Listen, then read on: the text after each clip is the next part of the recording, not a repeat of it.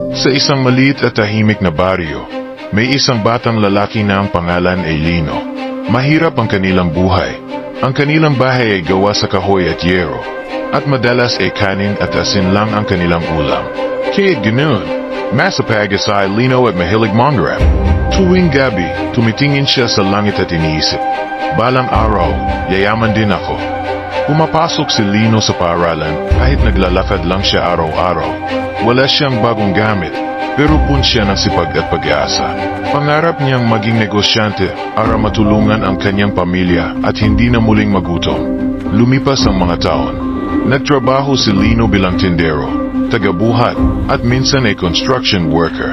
Maraming beses siyang napagod at muntik ng sumuko, pero palagi niyang naalala ang kanyang pangarap. Dahil sa sipag at tiyaga, natutunan ni Lino ang pagnenegosyo. Nagtayo siya ng maliit na tindahan na kalaunan ay lumaki. Dumaiting ang araw na naging matagumpay siya at nakatulong sa maraming tao sa kanilang baryo. Hindi nakalimot si Lino sa kanyang pinanggalingan. Kumusta mga bata? Gusto niyo ng Tinulungan tulong? niya ang mga batang Eto, meron akong mahihirap dala para sa at inyo. tinuruan silang mangarap. Pinatunayan niya na ang kahirapan ay hindi hadlang sa tagumpay.